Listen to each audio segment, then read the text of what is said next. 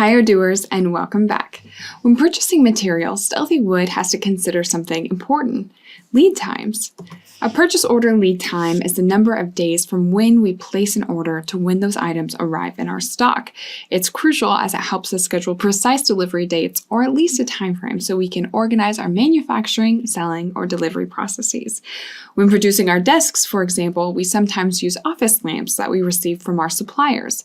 If my vendor has a lead time of 10 days, I know that a purchase made on the 1st of July will arrive on the 11th.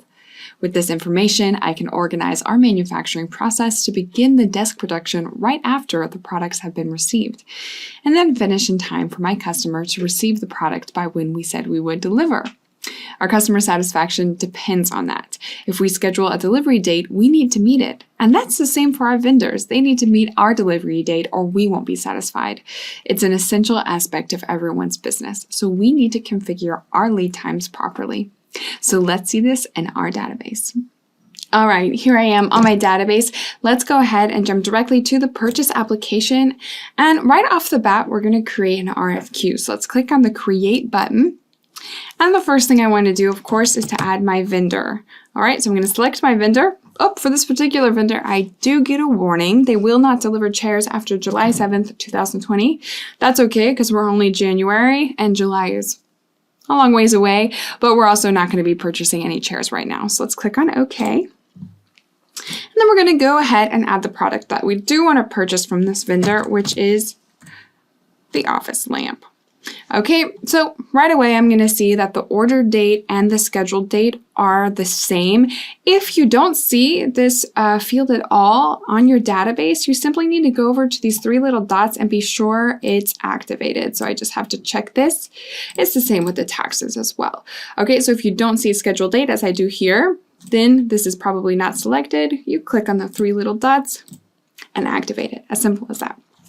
So again, we see that the order date and the scheduled date are the same. This means that I do not have any lead days set on the product template for this vendor. So let's go ahead and do that right now. All I'm going to do is simply pop open the product template, and I'm going to do that right here from the RFQ. So I'm not going to redirect to another page, which saves me a lot of time. Okay, so I'm going to pop this open. And then I'm going to go over to the Purchase tab and select the vendor and add the delivery lead time right here. So actually, I know that it takes 10 days for this vendor to get this product to me. So I'm going to go ahead and add those 10 days here. And then we're going to save. Okay, of course, you can have multiple vendors with multiple lead times, and you can set all of those right here on the product template, as well as some other things such as price. Well, let's go ahead and save this. Now, the line that I originally added will not be automatically updated. I do need to remove it and re-add the product. Okay, so our office lamp. And then right away, we see the scheduled date has changed. It takes those 10 days into account. Okay, so it will take 10 days for the vendor to get the product to me. Now, that was really easy to set up, but more than that, we can also add a customer lead time as well. Okay, so if we go back to the product, this time I'm going to go to Sales, Products, and search the office lamp this way.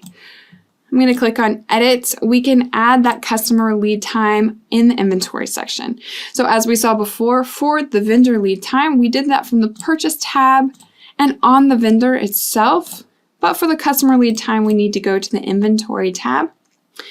And we're going to add it right here, customer lead time. Okay, so I know that it will take me 10 days to get the product from my vendor, and it may take me a few extra days to package the item and send it to my customer. So I'm going to have a customer lead time of 15 days. Okay, so let's go ahead and save this, and then we can create a new quotation for our customer. Okay, so let's go ahead and choose our customer and then add the product as well. So it's the office lamp, and then we're going to save this and confirm. Okay, so if we go to the other info tab, we're going to see the delivery date is expected to be 15 days from now. So today is January 21st. All right, and the expected delivery date is the 5th of February. Now be careful, you do see the correct delivery date based on the customer lead time here on the sales order. But if I go to my delivery order, I'm going to notice that the date is a bit different. It's actually the 3rd and not the 5th, and that's because I have a couple of security days added on my database. So for that, I add it to the settings of my inventory application. Okay, so just be careful that the date you see on the delivery order may not be the same as the date on the sales order. So this isn't the date that the customer is expecting the item. It's the dates that it's scheduled based on how you have your security lead days configured. But on the sales order, this is the date that the customer is expecting based on that customer lead time. So it's quite easy to set up everything, as you can see, and that's all for this video. Thank you for watching, and if I don't see you, good afternoon, good evening, and good night.